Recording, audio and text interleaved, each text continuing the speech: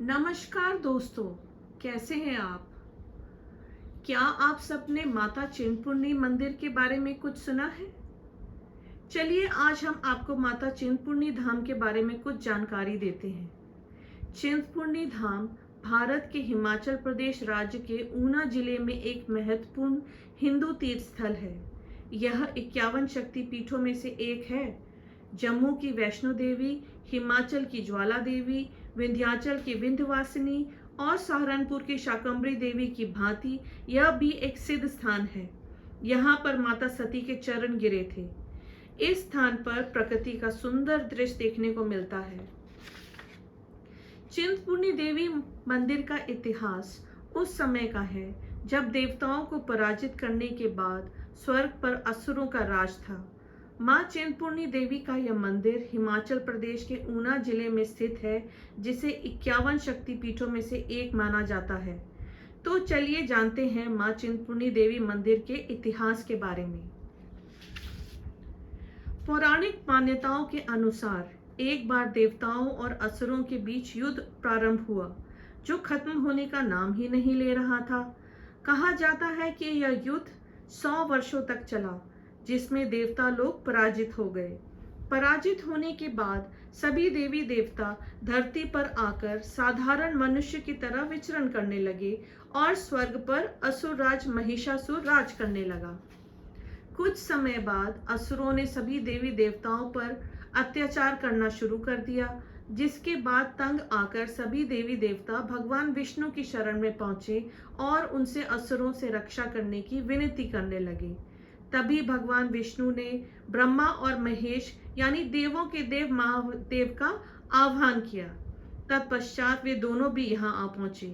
इस घटना को सुनने के बाद त्रिदेव अर्थात ब्रह्मा, विष्णु और महेश तीनों के शरीर से एक दिव्य प्रकाश प्रकट हुआ, जो देखते ही देखते एक देवी का रूप धारण कर लिया। त्रिदेव ने अन्य सभी देवी देवताओं की भांति उस देवी को भी कुछ न कुछ दिव्य शक्तियां प्रदान की। शक्तियां प्रदान करने के बाद सभी देवी देवता गण मिलकर उस देवी की आराधना करने लगे। उनकी आराधना से प्रसन्न होकर देवी ने कहा कि मैं आप सभी देवी देवताओं की रक्षा अवश्य करूंगी। इतना कहकर देवी महिषासुर से युद्ध करने के लिए स्वर्ग की ओर निकल पड़ी। स्वर्ग में पहुंचने के बाद देवी ने असुर राज महिषासुर से युद्ध आरंभ कर दिया और अंत में महिषासुर को पराजित करके देवताओं को असुरों से रक्षा की। महिषासुर का वध करने के बाद इन्हें महिषासुर मर्दनी के नाम से जाने जाने लगा, क्योंकि महिषासुर मर्दनी ने सभी देवी देवताओं की चिंता को दूर किया था। इसीलिए सभी देवी देवता लोग इन्हें देवी चिंतपूर्णी के नाम से भी संबोधित करने लगे और इनकी जय जयकार करने लगे। माता चिंतपूर्णी देवी 51 शक्तिपीठों में से एक है। यहाँ पर माता सती के चरण गिरे थे, इसलिए यहाँ पर माता चिंतपूर्णी देवी की पूजा चरण के रूप में भी की जाती है। इस मंदिर के बारे में एक और कथा बहुत प्रचलित है। पौराणिक कथाओं के अनुसार कहा जाता है कि गरीबी से परेशान होकर एक बार एक पंडित अपने ससुराल जा रहे थे। रास्ते में ही अंधेरा हो जाने के बाद वे एक बरगद के पेड़ के नीचे विश्राम करने लगे। तभी सपने में एक छोटी बालिका के रूप में माता ने उस पंडित को दर्शन दिए। नींद खुलने के बाद उस पंडित को कुछ भी नहीं दिखा, इसलिए वो सुबह अपने ससुराल की ओर निकल पड़े।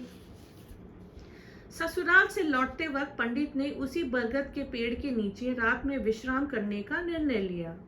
बरगद के पेड़ के पास पहुंचने के बाद पंडित ने ध्यान लगाना शुरू कर दिया।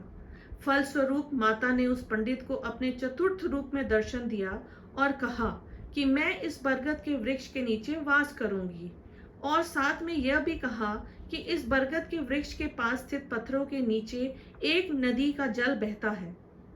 पंडित ने सुबह जब पत्थर हटाया तो वहां पर एक नदी का जल मिला, जिससे आज भी माता चिंतपूर्णी देवी का जलाभिषेक किया जाता है। मां चिंतपूर्णी देवी मंदिर का सबसे नजदीकी एयरपोर्ट कांगड़ा एयरपोर्ट है, जिसकी दूरी इस मंदिर से करीब 64 किलोमीटर है।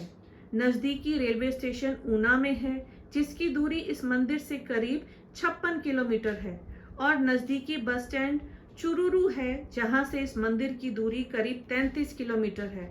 इन तीनों जगहों से आप बस या टैक्सी द्वारा माता चिंतपूर्णी देवी मंदिर तक पहुंच सकते हैं। मुझे उम्मीद है कि मेरे द्वारा चिंतपूर्णी देवी मंदिर का इतिहास के बारे में दी गई जानकारी आपको पसंद आई होगी और आप यहाँ आके माँ का दर्शन करने की अवश्य सोचेंगे।